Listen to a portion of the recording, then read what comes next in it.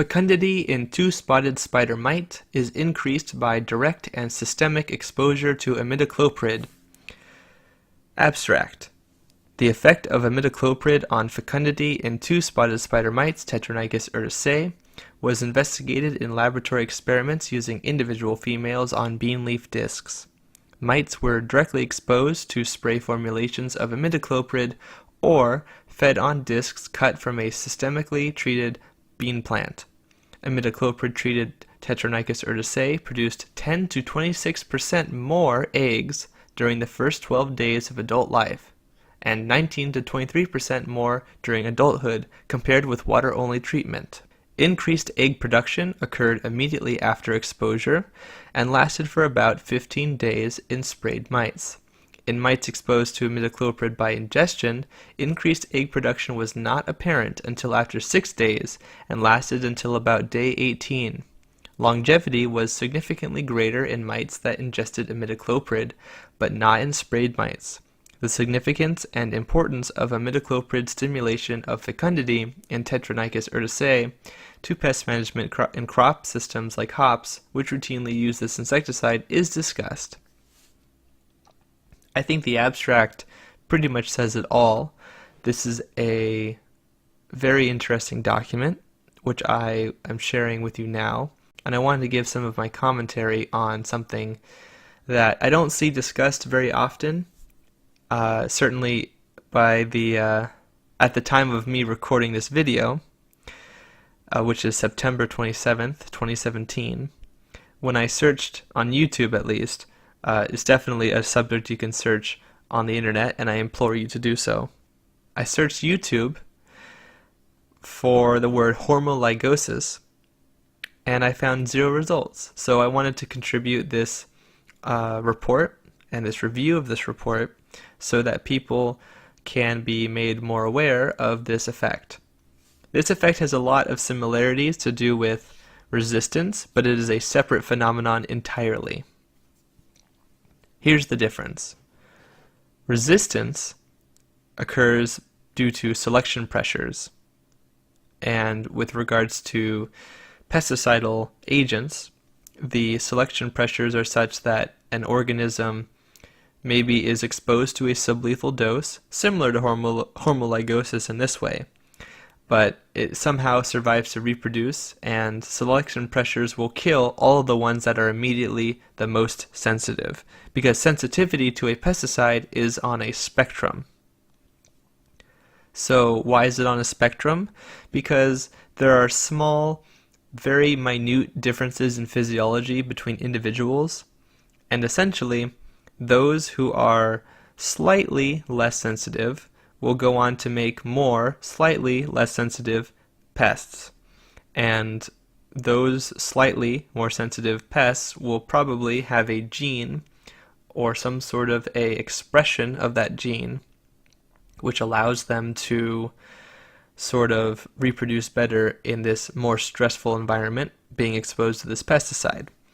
Certainly increasing the dosage can kill the less sensitive pests in some cases, but in other cases the issue is allowed to occur enough times that it does not affect the target nearly like it did before.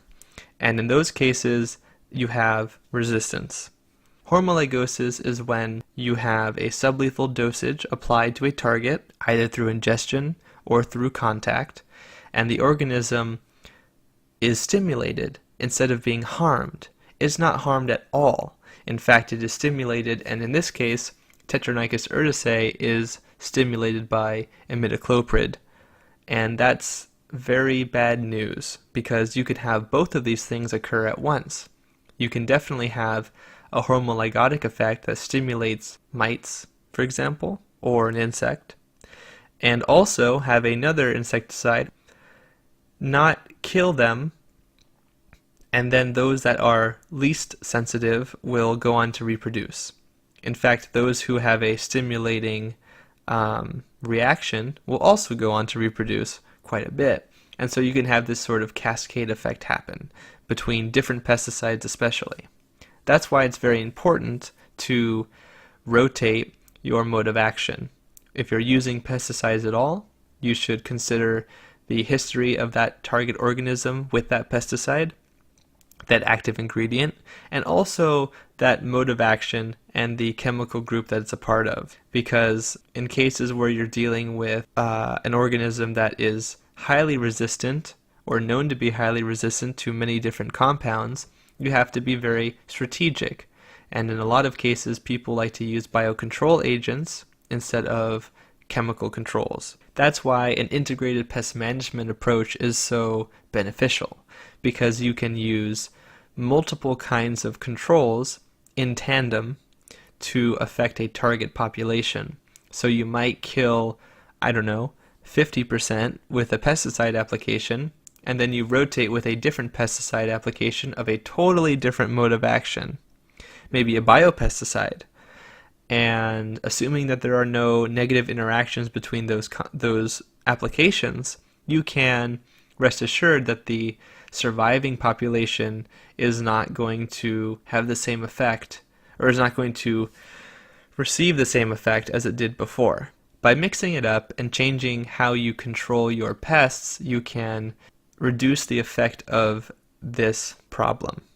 And I'm going to go from here and skip the introduction, but not too much. I'm simply going to come here to the, looks like the fourth paragraph.